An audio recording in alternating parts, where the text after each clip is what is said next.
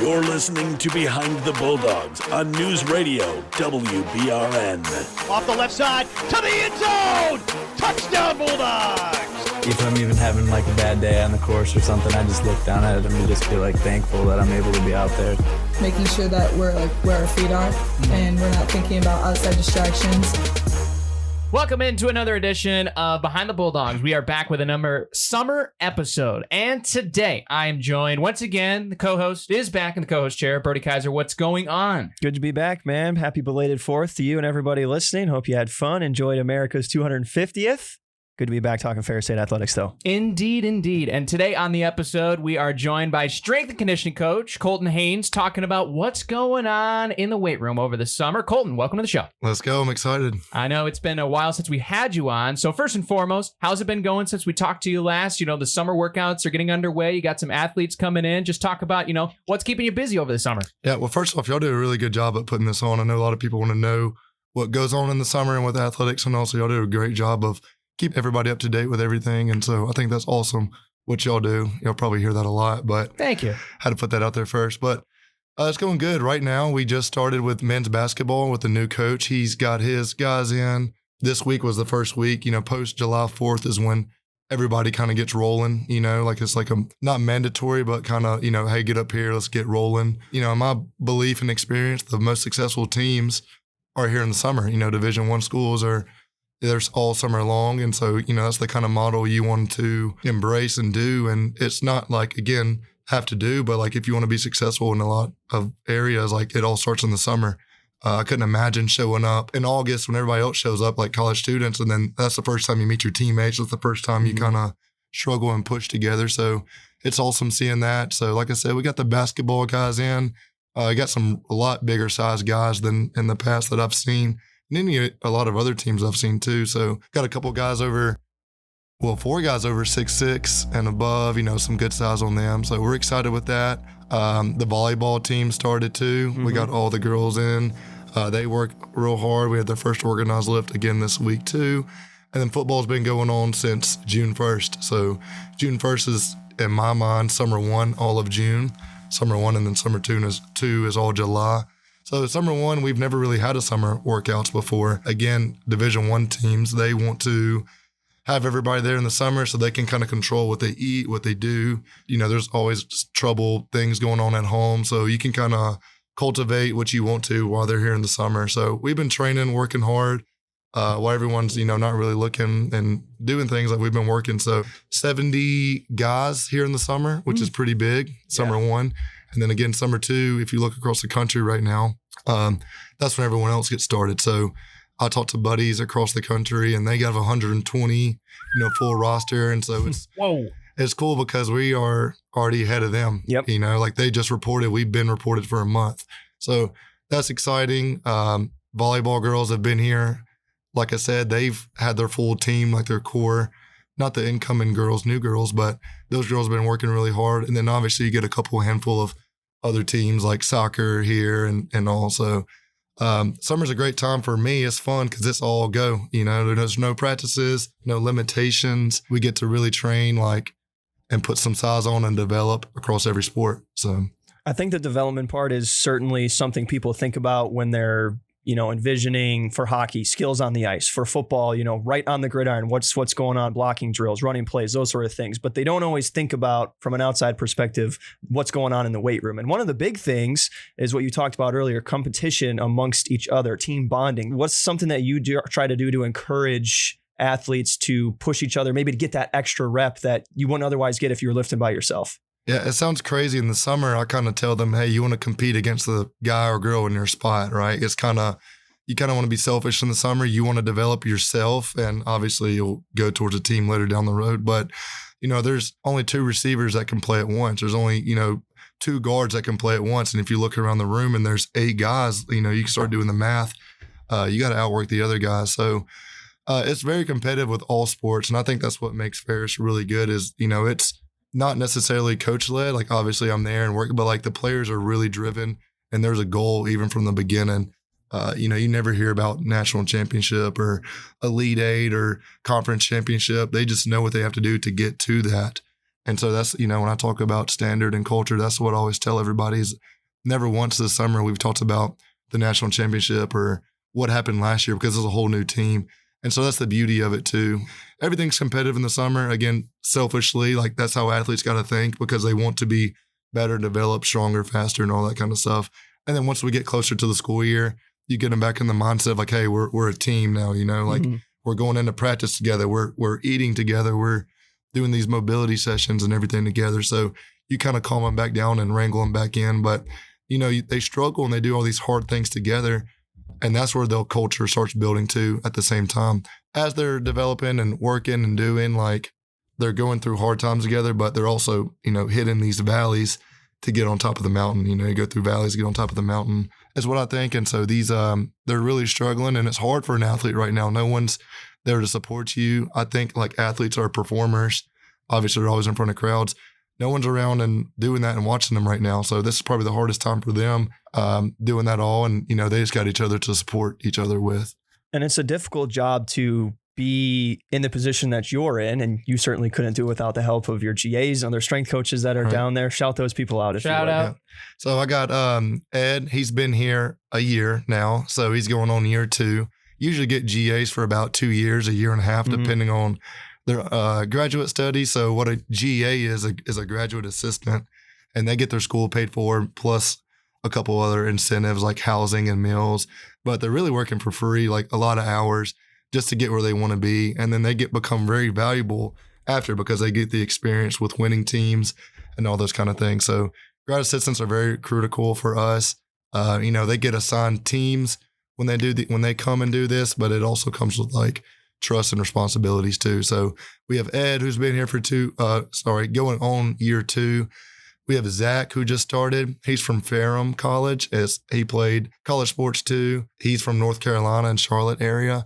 Then we also have Grace from the Novi area. She came from Michigan State, and so she's working with hockey and stuff too. So gotcha. We have like specialized like coaches per se, but you want to be well-rounded and you want to be able to coach a women's basketball team. You want to be able to coach a men's hockey team. Like you got to get exposed to those kind of things and you become a better coach through all those kind of things. It's not just, hey, I'm only here for basketball or I'm only here for football. Like you got to get your feet wet in other areas because like these athletes deserve the best. And, I tell them from the beginning, it's like a long hiring process. So I've known, Zach since January, actually. So he started here this summer. So I talked to him for a whole 3 months before they even like get, officially hired and everything. And I just want to build a relationship with them because it takes a special person to come in and be with these athletes. You can't just pick just anybody based off, what their resume says because it could always lie, Sure. So I've had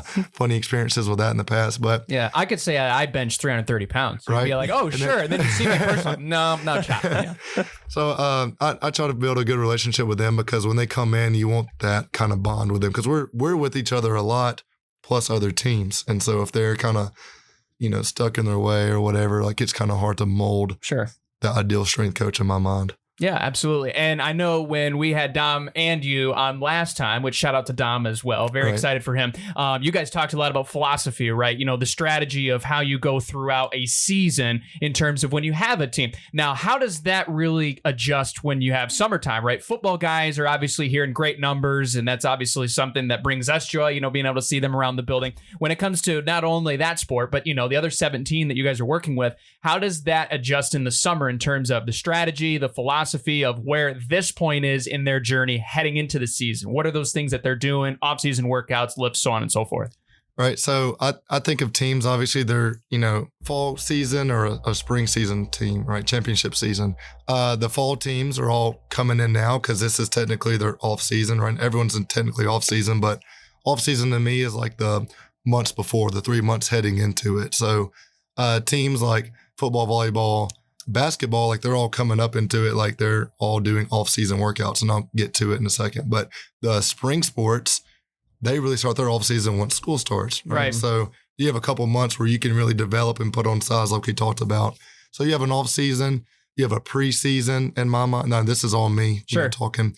So preseason is like the 2 weeks before where you got to kind of taper down, and you can't go from like crazy lifts and like the hard workouts just to flip a switch and then the next week they're ready to go. You got to kind of taper down and prime them up before. So that's the 2 weeks before their season. And then you got in season, and then, obviously postseason we're not doing anything, but in season, what's going on is we taper them back. Teams that are going like football right now, like 4 times a week, they'll taper down to 2 times a week. And then you got your whole nother world with the development group and all that stuff, but they're lifting year round 4 times a week. But teams like volleyball, football, basketball that's lifting 4 times a week right now, they will go that same schedule all summer, up until the preseason portion. And then once they hit that preseason spot, we go to 3 times a week. And then in season, ideally, we go to 2 times a week. And we always do like a third optional day. So, football will lift the Sunday after games, which is really cool. I'm a big fan of that. Motion's lotion is what I tell everybody. So you get blood back into the muscle. That's the quickest way to recover. Yep. A lot of people think you just take off the day after and then you're really sore the next day. So, you want to lift and move, and everyone thinks lifting's hard. Like there's different types of lifts is like what you're saying. So they come in, they lift Sunday, they get off completely Monday, and then they'll lift on a Tuesday. And then we have an optional day, like open hours is what I call them, on Thursday. So a lot of the guys will come in 3 times a week, 2 times a week, depending on how much they play. And then you got the other side of it where the development group, they're still training just like they would in the summer, like all out, full go, no barriers or restrictions, like they're going. And so every team is like that. So the spring teams are in summer season when the fall starts. And then it's a lot of like time. Yeah. But you can kind of get it like months out, you think off season, weeks out, you think preseason, and then obviously in season. So the goal is to keep them healthy and obviously develop. So yeah, summer is fall, fall is winter, winter is spring. We're definitely tracking what you're. It's all along the timeline of months to months to months. But it just depends on when they're competing. When they're obviously. playing, It makes perfect sense. Yeah, motion and then lotion though, that should be crocheted on a pillow. You might want to capitalize on that. Yeah, put that in a quote box. Yeah. So how big is your Excel sheet that you've got that tracks all of this stuff? Or do you have a whiteboard, old fashioned note? I mean, how do you keep track of everyone's lift, where they're going, paper, what portion of the year they're in, who's injured, those sorts of things? So I'm old school. I just use Excel. So each like cell, I guess, document is a team. So I have like a volleyball Excel sheet, and on the bottom you can do tabs. And I keep up with like 2024 summer, 2024 preseason. And so I just keep opening tabs. So I have every tracked workout and everything I've given for every team throughout the way. Now, if, let's say Ed's doing basketball, I'm not tracking basketball's lifts, but like the teams that I'm directly responsible for, like football, volleyball, all the teams like that, softball, like I know exactly what they did when they did. I date it and everything. And so what happens is athletes get injured, they get nicks, bruises, and obviously from the season, you don't really see that off season because they're not competing. So everyone's relatively healthy in the off season. But once the season starts, the trainers do such a great job too about keeping me informed with, hey, who's injured? Hey, this person has a wrist issue. And the beauty of it though is like, it's just because they're hurt, they don't miss. Like they're still coming in, and let's say they have a shoulder injury, they're doing all lower body still, and they're still getting a sweat in and still working out and training too, because if they're just not doing nothing, they lose everything, and that's a higher risk of injury. So our trainers do an amazing job. The trainers have 1 to 2 teams too, and they're very hands-on, and we see and talk to each other a lot. So they do an amazing job. Yeah, shout out to trainers for sure. Another group of staffers that we'll have to get on the show at some point. Huge thanks to what they do. Glad you brought them up. But I'm curious about 2 things. Yes, you have a jam-packed schedule from January 1st to December 31st every year. Yeah. Number 1, what does your lifting schedule look like? Do you do lifts with the football team or some stuff with softball? Do you have your own personalized lifts? And then number 2, the little bit of free time that you have, golf course, runs, walks through walks through nature. What's your free time kind of look like? So I will schedule the team lifts, like what they're doing when, like, so in the summer, I'm trying to schedule the fall lifts, and everyone's different scheduling because of what part of the season they're in. Right. So fall and spring have 2 different schedules for me, but I always try to block out like 10 to 12. And so that's kind of like my personal time when I can lift, eat, whatever we need to do. But also too, if you think about it, like when does everybody go to school and class? It's around like 9 to 2 every day. So that's kind of like my open hours kind of ish. So we'll kind of like go to practices. We'll support and do things here and there. But I try to block off like an hour and a half where I can just work out. Now people walk in, the coaches will walk in with like recruits and everything. So it usually kind of gets not interrupted. Yeah. You know what I mean? Like you're always talking and doing. So that's why the hour and a half is there. But that's my personal schedule with it all. I try to go to as many practices and support as much as I can. And then in my actual off time, I just got into golfing this year. Good for you. Nice. So I'm kind of like addicted now. That's all I want to do. Join the club. Join the club. So I used to like play, Xbox and everything all the time. I'd play like college football and all like the, sport games. And I'm kind of like phasing out of that. And I'm wanting to be outside more because it's really is beautiful here. So golf, I play pickleball a lot. I play pickleball coaching niece and the football coaches probably daily too when they have time, not in season. So in the spring, we're heavily playing pickleball. And then, just spending time with my wife. So we always go out. We try to make a plan to go like spend at least one date night a week, and then obviously like doing stuff with other people too. So we do things like that. Sure. Very exciting. And I know I've asked you this before, but for our new audience coming in, what got you into the strength and conditioning industry of interest when you originally started out? Yep. So I played college sports. I got hurt the first semester I was there. Long story short, like the people that were there for me was my athletic trainers and my strength coaches. Not that my coaches weren't, but I found like a love and a passion and like that I felt like I was like, they really bought into what I was doing, because I was always with them trying to get back to playing football. So through the process, I just felt very valuable in the training room, in the weight room. And that's what I want to do. I actually want to be an athletic trainer at first. So I got into PT school. 2 weeks before PT school started, I dropped out. So I didn't even start, but I started out of high school. And then I did like high school sports, like I did that for a semester. Then I went to a junior college.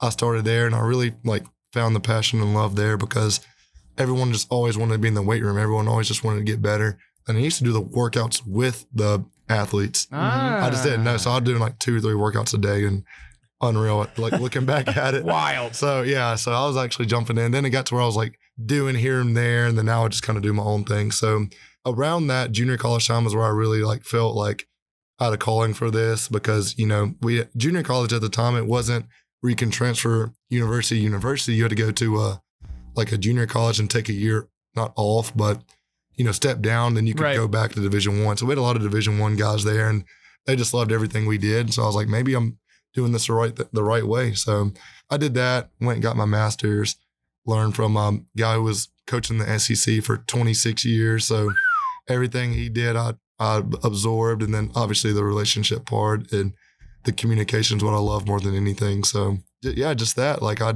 got hurt. Not that the coaches didn't like value me anymore, but I felt more value through the weight room and somebody pouring into me and showing me love. And, these guys and girls probably think that I'm just like being mean and picking on them, but it's just like tough love at the end of the day. And me showing them that I actually care because like, I can't tell you how many former athletes text me now and it's like, hey, like send me those workouts we used to do. I want to do this again. Like, remember when you did this? So it's just funny, like looking back at it, like when you're in the fire, you're not thinking about everything else. But when you reflect and look back, you're like, man, that actually was a great time. And there was good people there surrounding me, getting me better. So hopefully I can do the same for these people here. Yeah, that's so cool. And what ultimately could have been a setback turned into an ultimate gain at the end. Getting hurt then led you into this profession. Fabulous stuff. Yeah, I mean, I love it. Ferris State's a place where there's a lot of passionate people, right? From athletes all the way to the leadership and President Pink at the highest level. But for you, I mean, I've never seen you in your role or even outside of your role where you're not passionate. Yeah. And I think that's something that's just incredible. It builds champions. It literally builds champions. And so I just want to thank you for your work. And I know the student athletes love you guys and what you do, but that passion is something that is infectious. And so, just big shout out to you guys. But my question for you is, where do you see yourself, 10 years from now in terms of Ferris State? What does that do for you? This is a place that will hold a special place in your heart, I'm sure. 2 national championships already, hopefully many more to come. But 10 years from now, where do you see yourself? Yeah, so I think it's cool because like I don't think there's many people on campus that can name every athlete because I do every team, like I'm involved with every team. There's 16 of them, and there's probably a handful of people who can sit there and name every athlete by name. And so I like that part. That kind of draws me because again, like that shows them that I care and I want to be a part of it. But long-term goal, I would love to see like maybe another weight room developed. I mean, I know we're talking about the indoor, maybe there'd be a weight room in there. I'd love to put like my fingerprints and stuff on it with that. Like, I think that would, help other teams as well because, again, there's one weight room for 16 teams right now. Like, how do you get tennis the same value as maybe, men's basketball? Like, not that they're not, but, like, everyone in my mind deserves the same thing. And so it's just kind of tough whenever there's one weight room. So I'd love to see, like, another weight room, love to see some more equipment and keep evolving the weight room. It's a super nice and amazing weight room. I mean, I can't tell you how many recruits walk by and everyone's looking at it. So it's well kept. It looks good. I just would like to keep evolving it by keep getting the things that we need, like, rack attachments and just kind of stuff like that. So, just keep evolving the weight room, keep doing my little part and being smart with it all. So not buying like a $10,000 machine that only one team could use. The things I buy and want in the weight room is something that every team can use and that's super specific to everything that we do. Yeah, absolutely. My last question for you is, what's the number one thing you're looking forward to this next season, 26 or 27, if there's just one?